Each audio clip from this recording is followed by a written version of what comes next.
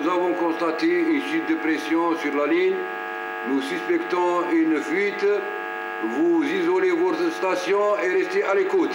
Ok, message bien reçu. Terminal 24 pouces, terminal condensant. Terminal 24 pouces à l'écoute. Il y a la station de Zimoura qui nous signale une fuite, suivie d'un incendie. Oui, nous avons constaté une chute de pression à la station de détente de Sugar. La fuite doit provenir du 24 pouces GPL. Nous procédons immédiatement à la fermeture des vents de sectionnement pour isoler le tronçon du pipe. Terminé.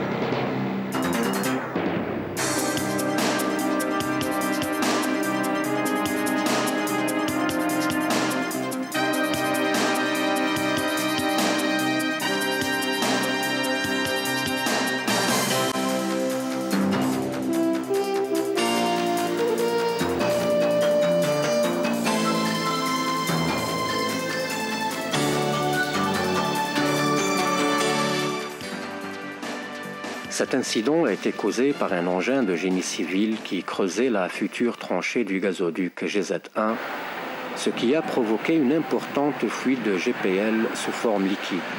Au même moment, le pompage s'est arrêté sur des faux systèmes d'arrêt de sécurité du pipe qui fonctionnaient au rythme de 1050 mètres cubes par heure avec une pression supérieure à 45 bars au point de fuite. Le gaz de pétrole liquéfié s'est évaporé et s'est déversé sur toute la tranchée pour se propager en aval, suivant la pente naturelle jusqu'à une équipe de soudeurs qui travaillait à chaud à 800 mètres de là. Le gaz a pris feu, provoquant un retour de flamme au point de fuite et allumant des incendies sur une superficie de 8 hectares.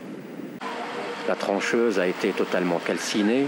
460 mètres de tubes de 40 pouces en bardage le long de la tranchée ont été abîmés. 2 poteaux et 600 mètres de câbles électriques ont été également brûlés. Heureusement, aucune victime n'est à déplorer. Tous les riverains ont été évacués par mesure de sécurité et ont pu regagner leur habitation quand tout danger fut écarté. Cet accident a eu lieu exactement au point kilométrique 398,4, tout près du village de Zemmoura. Le 24 pouces GPL est une canalisation de 506 km de longueur et de 24 pouces de diamètre. Il sert à transporter le GPL produit par les différents champs de production du Sud.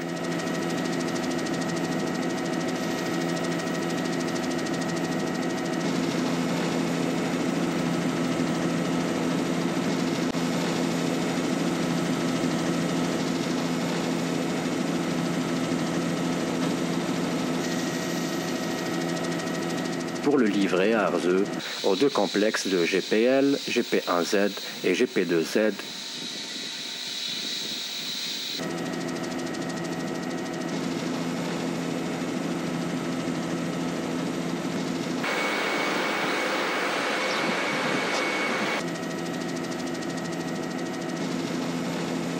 Où il est séparé en propane et en butane pour les besoins énergétiques du marché national et dont la plus grosse part est destinée à l'exportation. Le gaz de pétrole liquéfié est un mélange des gaz propane et butane. Il est extrait de pétrole brut et du gaz naturel. C'est un produit extrêmement dangereux. Lorsqu'il est mis à l'atmosphère, il donne naissance à une grande quantité de vapeur plus lourde que l'air, qui se déplace au niveau du sol sur une distance considérable. Il crée ainsi une atmosphère inflammable et explosible sur une très grande superficie. Lors d'un incendie d'une capacité de stockage de GPL, par exemple, un wagon-citerne soumis au rayonnement direct des flammes peut s'éventrer sous l'effet d'une augmentation de la température de GPL. S'ensuit alors une violente explosion. Cette explosion projette les structures métalliques sur une longue distance, accompagnée d'ondes de choc dévastatrices et de projections de gouttelettes enflammées. Ce phénomène est appelé blève, ce qui signifie explosion de vapeur générée par un liquide à son point d'ébullition.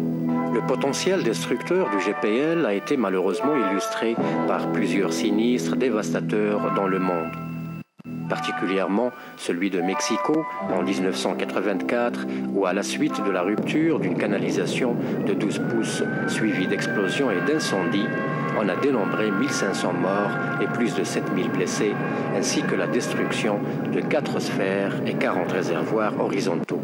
D'autres catastrophes ont eu lieu aux États-Unis, à Crescent City. Un train déraille et renverse 2 camions-citernes de propane liquide. 7 blessés. Kim, Arizona. Un wagon-citerne prend feu et explose. 13 morts et 95 blessés. Enfin, à New York, 2 wagons-citernes de GPL explosent. 25 blessés.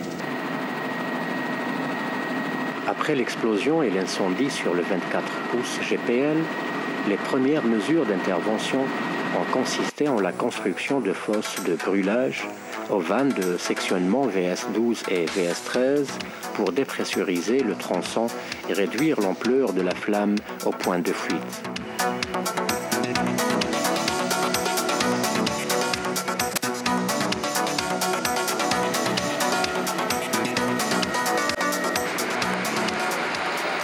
Entre-temps, les travaux de génie civil commencent.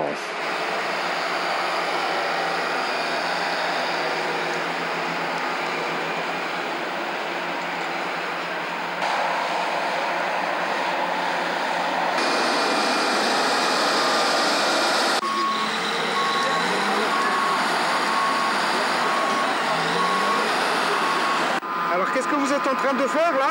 Voilà, je suis en train de faire une détection de pipe. Oui. Une recherche. Oui. Puisque le pipe il est enterré. Bon, là où je suis, c'est-à-dire que je suis exactement sur l'axe du pipe.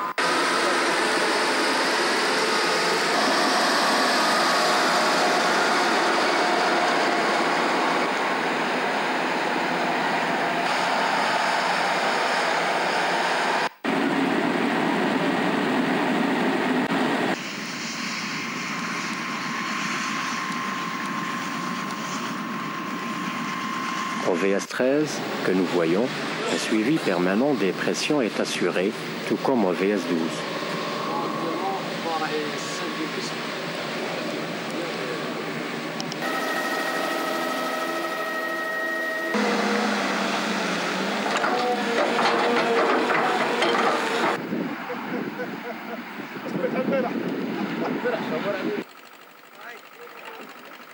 Un camp est immédiatement installé au point de fuite pour permettre la poursuite des travaux de jour comme de nuit.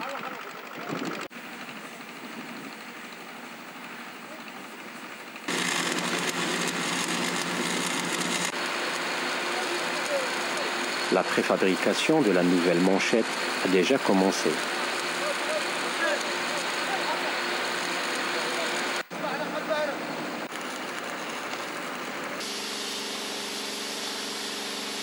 Une liaison radio est établie en permanence avec le comité de coordination au siège RTO d'Arzeu. ايوه Oui, متاح.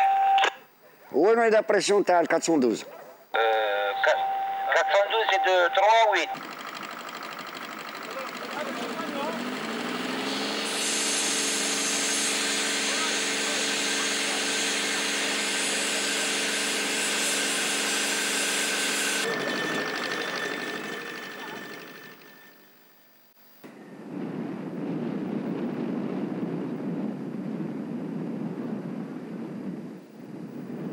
L'intensité de la flamme ayant diminué, l'équipe d'intervention commence par refroidir l'engin pour ensuite le dégager.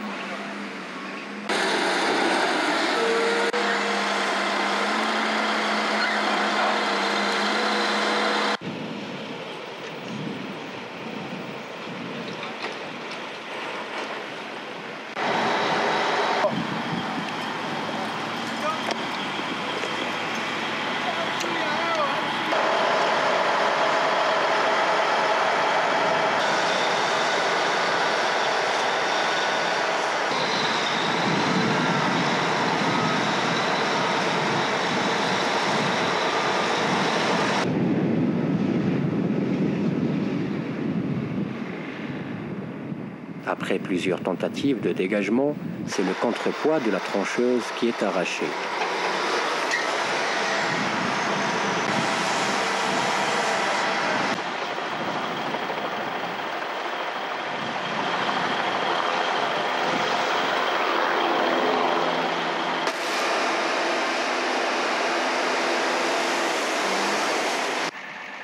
Les responsables de la branche arrivent sur les lieux pour inspecter les travaux.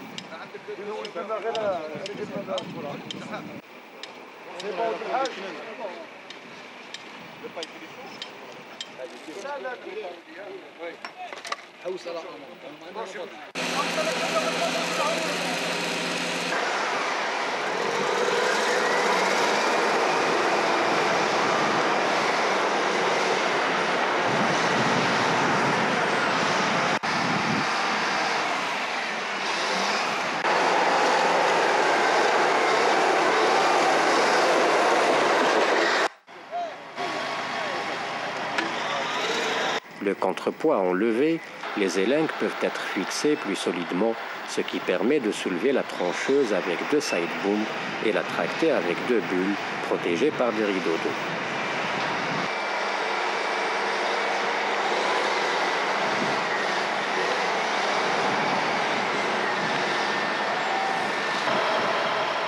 La stabilité des side booms est renforcée par les godets, des pelles mécaniques pleines de terre.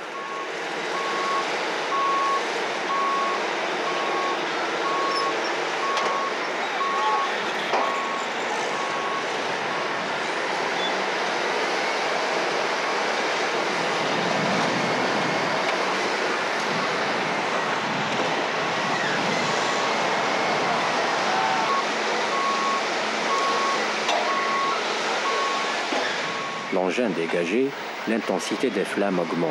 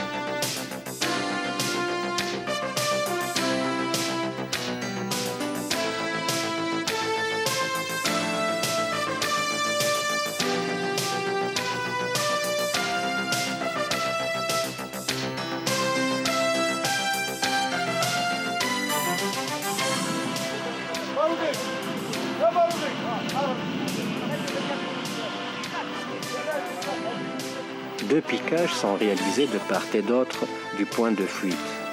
Les torches sont tout de suite allumées pour accélérer la dépressurisation du tronçon.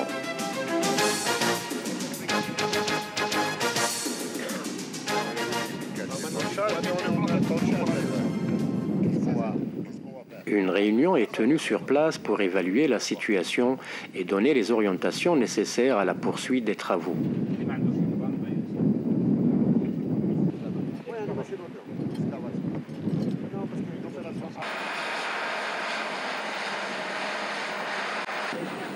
Voici le foyer de la flamme jaillissant du pipe.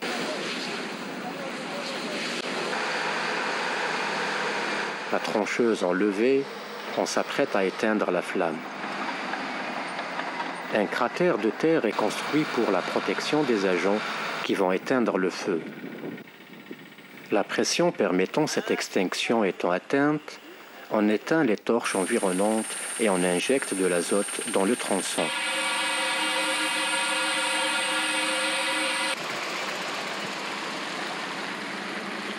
Les équipes de sécurité se mettent en place.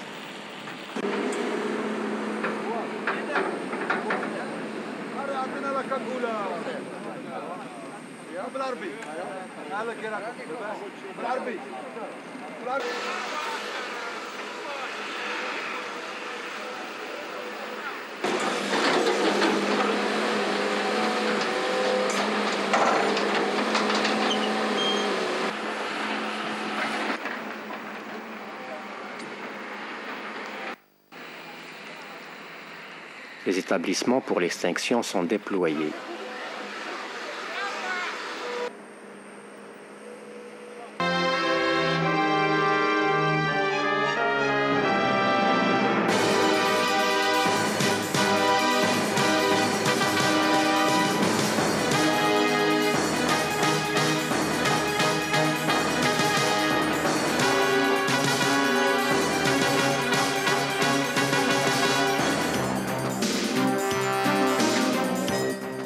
Tout le monde est fin prêt pour l'extinction.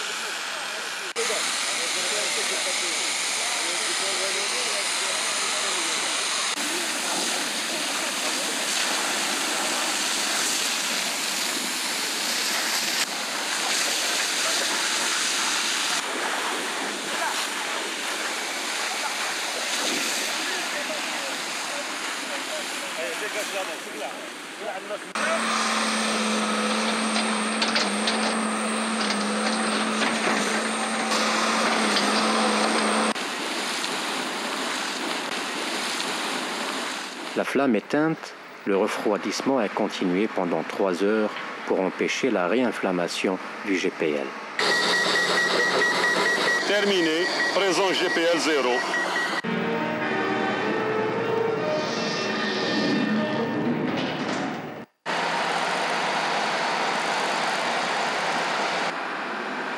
Étape suivante, la coupe à froid du tronçon de pipe endommagé.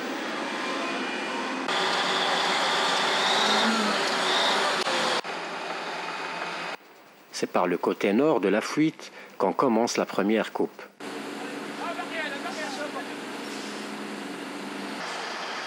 La canalisation étant toujours sous gaz, il est indispensable de couper à froid pour écarter tout risque d'explosion.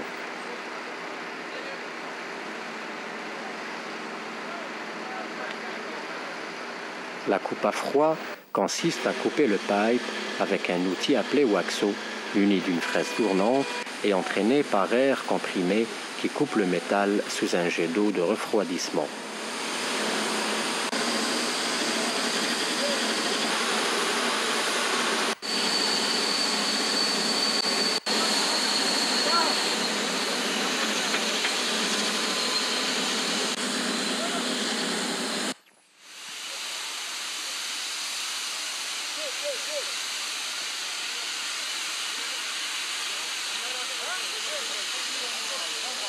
À la fin de la coupe, un fort dégagement de gaz indispose les agents qui étaient dans la tranchée et provoque l'arrêt du chantier.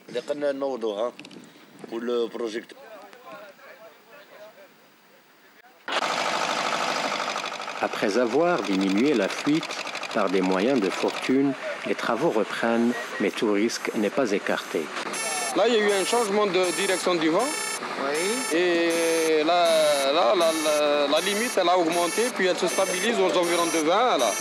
C'est pas risqué, ça? C'est pas dangereux? Non, jusqu'à 20 de la LIE, tant qu'il n'y a pas des points chauds, c'est pas tellement dangereux, mais quand même, on doit faire attention. Hein. Il faut évacuer tous les points chauds.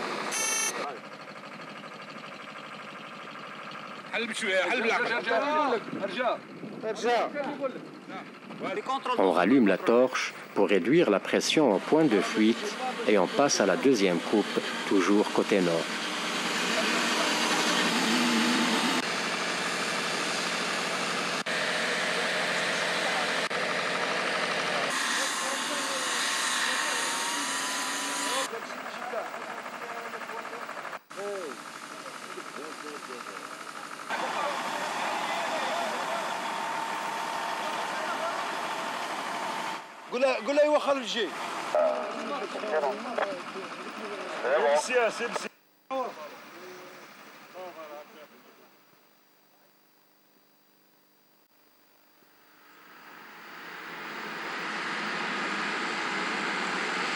Le lendemain, les bulles attaquent la préparation de la tranchée pour la coupe côté sud du point de fuite.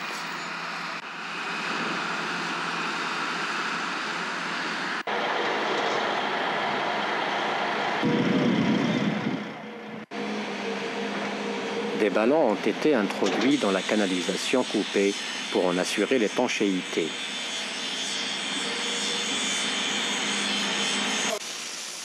Tandis que la préfabrication de la manchette continue, la coupe côté sud commence.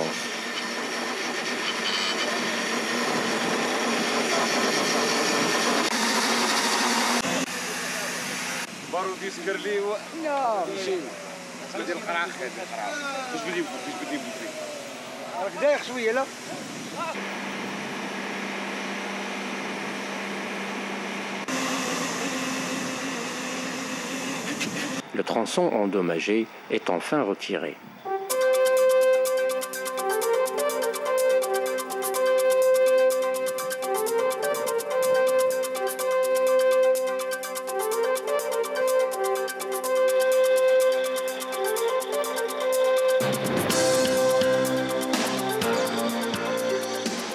Voici le trou perforé par la troncheuse.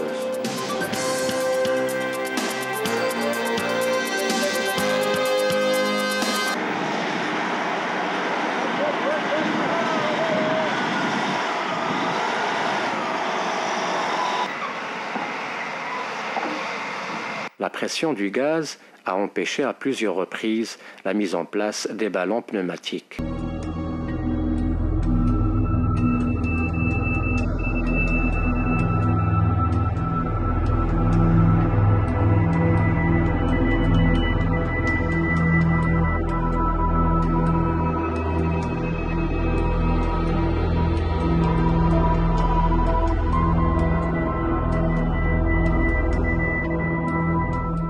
Le GPL continuant à se répandre, on éteint d'urgence toute flamme.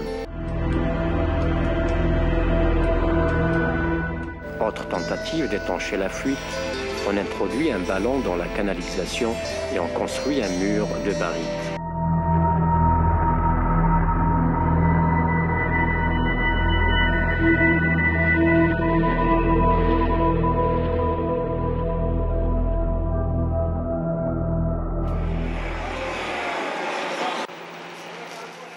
L'étanchéité étant insuffisante et le profil de la canalisation présentant un siphon, on a injecté 30 mètres cubes d'eau pour former un bouchon côté sud de la canalisation.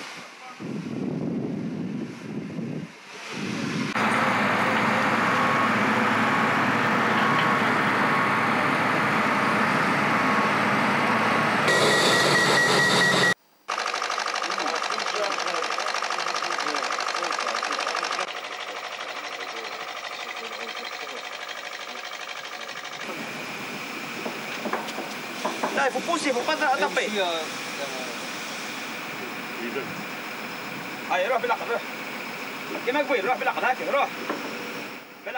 Malgré la pluie, on continue à souder sous abri et on se prépare à introduire une sphère gonflée à 11 bars côté nord de la canalisation. L'étanchéité obtenue côté sud, on met en place la manchette pour la soudure.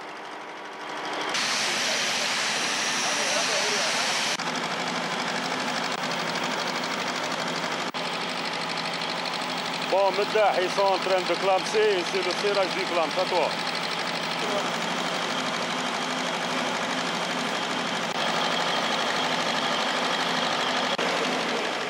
Avant de souder la première passe, on préchauffe les zones à souder pour ne pas fragiliser le métal.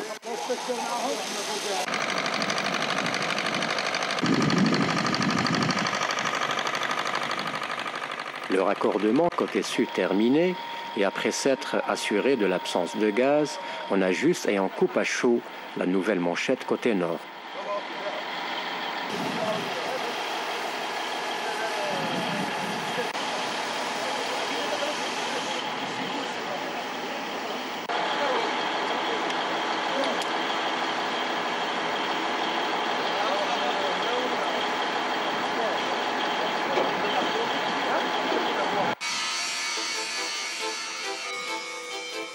On passe ensuite à la dernière soudure de raccordement de la nouvelle manchette.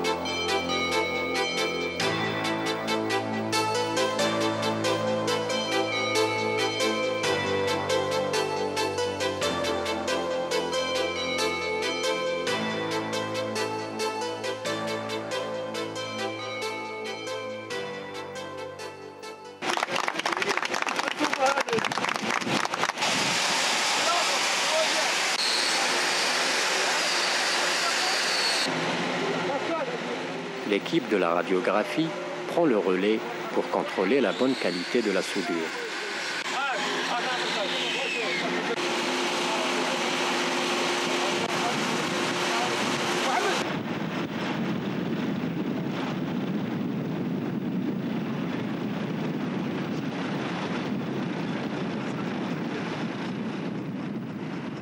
Il ne reste plus qu'à souder les deux bouchons de piquage pour remettre la canalisation en service et effacer ainsi toute trace de cet incident qui a tenu en haleine les travailleurs, les populations environnantes et les responsables de Sonatrach.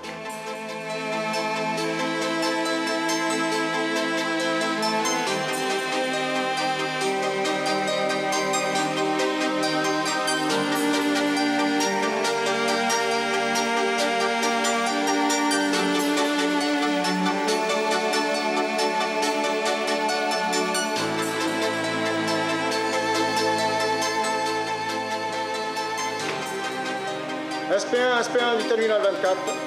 Oui, terminal, je vous reçois. Bon, SP1, je reprends le pompage du 24 pour GPL, je démarre la ligne. Ok, allez-y.